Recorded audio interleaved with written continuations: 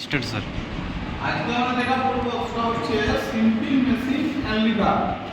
Simple machine মানে হচ্ছে সরল যন্ত্র এবং লিভার মানে মেশিন যে থাকে তার লিভার থাকে। লিভার হচ্ছে আমাদের যে কোনো মেশিনে হচ্ছে একটা আমাদের আলম্ব থাকে, যেটাকে ইংরেজিতে আমরা ফালক্রাম বলি, আর একটি রোধবাহু থাকে, একটা বলবাহু থাকে। তো লিভারের এই তিনটি জিনিস থাকে এবং সেগুলোর সাহায্যে আমরা আজকে সবথেকে দেখবো যে কোনো লিভার কোন শ্রেণী তার কীভাবে আমরা অতি সহজেই ট্রিকের সাহায্যে হয়। তো প্রথমে আসি আমরা সিম্পল মেশিনে। তো সিম্পল মেশিন মানে কি? সিম্পল মানে সরল, সিম্পল মানে সহজ সরল আর কি, সরল। আর মেশিন মানে হচ্ছে যন্ত্র। সরল যন্ত্র আমরা কাকে বলবো? যন্ত্র বলতে আমরা কি বুঝি? যন্ত্র বলতে আমরা সেটাই বুঝি যে মানে কোনো মানুষ যে একটা কাজ করছে সেই কাজটা কিভাবে কম বল প্রয়োগ করে অনেক বেশি কার্য করতে পারে এবং সেটা কম সময়ের মধ্যে, সেটাকে আমরা যন্ত্র বলতে পারি।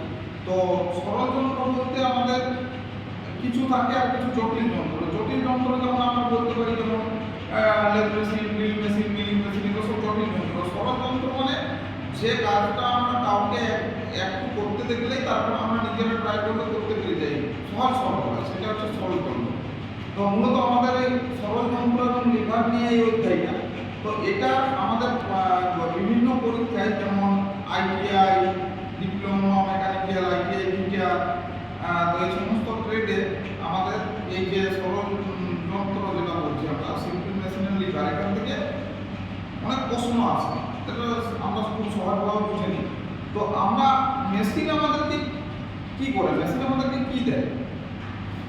মানে আমরা যেটা বেশি বল প্রয়োগ করে দৈহিক পরিশ্রম করে অনেক বেশি সময়ে যে কাজটা মানুষ নিজের হাতে পায়ে সাহায্য করে, সেটা মেশিন আমাদেরকে, মেশিন চালিয়ে দিলে আমরা খুব অল্প বল প্রয়োগ করে আমরা অনেক অল্প কাজ করে নিতে পারি খুব অল্প সময়ের মধ্যে, সেটাই হচ্ছে সিম্পল মেশিন।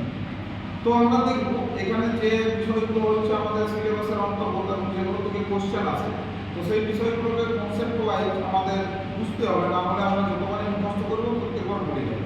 তো যেমন এটা আছে, যেমন আমরা যারাই শহরাঞ্চল বা গ্রামীণ এলাকায় বেশি ছেলেরা থাকি, হ্যাঁ, তো আমাদের কি হয়, আমরা যখন কোনো একটা জায়গা থেকে কুয়ো থেকে ধরো জল তুলছি, তো জল তুলতে গেলে কি হয়, একটা দড়ি দিয়ে একটা বালতি হাতলটাকে বাঁধি এবং কুয়োতে ফেলি। যদি ব্যাপারটা এরকম হয়, এটা দড়ি, এখানে একটা সিম্পল মেশিন লাগাবো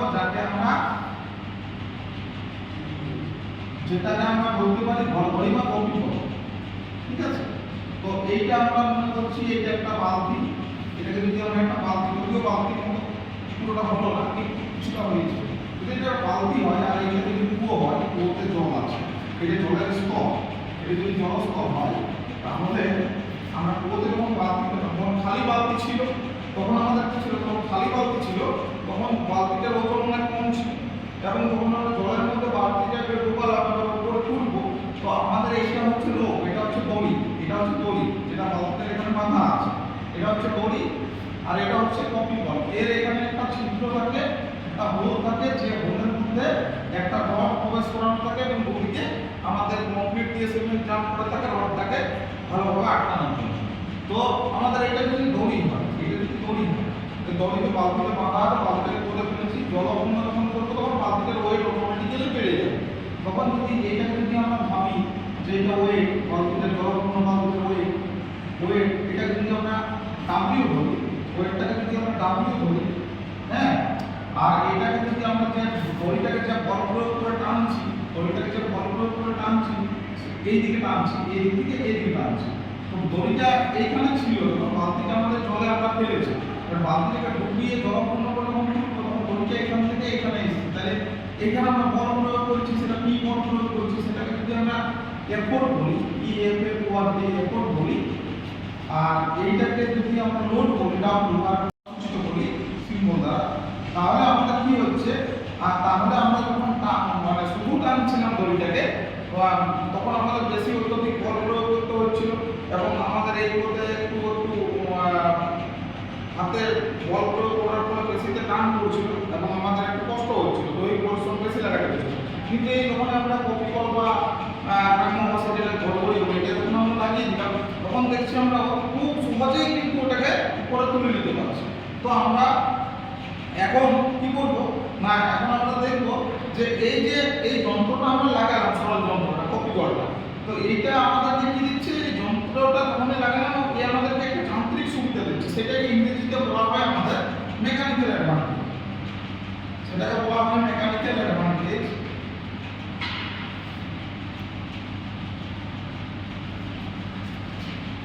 মেকানিক্যাল অ্যাডভান্টেজ এটাকে সংক্ষেপে লেখা হয় এমএ।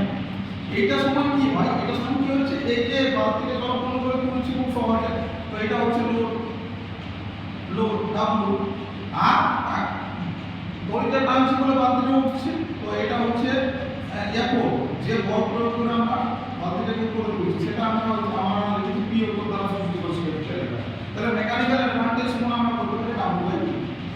তো এটা equation, mechanical advantage equals to W by P. এটা কোথায় আমাদের কাজে লাগবে, এটা আমাদের কাজে লাগবে তখন যে সময় আমরা কি করব না, এটাকে আমরা যখন অঙ্ক করবে আমাদের সিম্পল মেথড থেকে, তখন মেকানিক্যাল অ্যাডভান্টেজ বার করতে দিলে ডাব্লিউ কত আছে আর পি কত আছে সেটা বাই করতে ডাব্লিউ বাই পি করে দিলে আমরা মেকানিক্যাল অ্যাডভান্টেজ বেরিয়ে আসবে।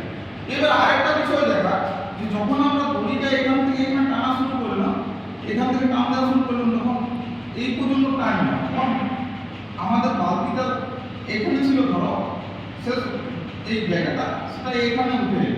তাহলে এইখান থেকে এখান পর্যন্ত টানলাম, এইটা যদি ওয়াই দূরত্ব আমাদের এসে থাকে দড়িটা এখান থেকে এখানে, তাহলে বালতিটা এখান থেকে এখানে উঠে এলো, সেটা যদি এক্স দূরত্ব ধরি, তাহলে এখান থেকে আমরা আরেকটা জিনিস পাই, সেটা হচ্ছে ভেলোসিটি রেশিও।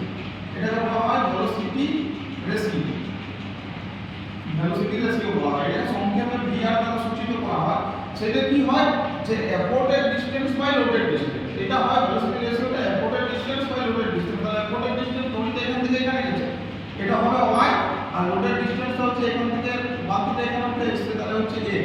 তাহলে ভেলোসিটি রেশিও সমান আমরা দেখলাম y বাই x। এটা হচ্ছে আমাদের ভেলোসিটি রেশিও। এইবার হচ্ছে আমরা যখন কোনো মেশিন চালাতে গেলে আমাদেরকে একটা ইনপুট দিতে হবে।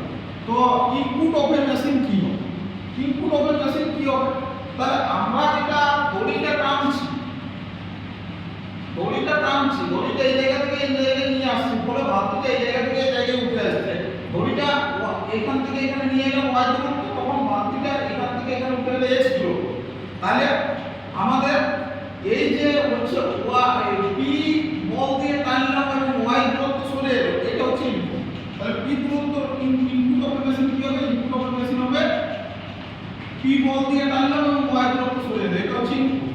আর আউটপুট কি হবে মেশিনের, আউটপুট কি হবে, আউটপুট হবে আমাদের এই যে আউটপুট, যে আমরা p বল দিয়ে এখান থেকে এখানে দড়িটা টানলাম, বলে বালতিটা লোড ছিল w, ও x দূরত্ব সরে এলো, সেটাই হবে আউটপুট। যেটা দিয়ে আমাদের যে কাজটা হবে সেটা হচ্ছে আউটপুট হবে w * x। তো এই ফর্মুলাগুলো একবার আপনারা স্ক্রিনশট করে নেন, পরে আমি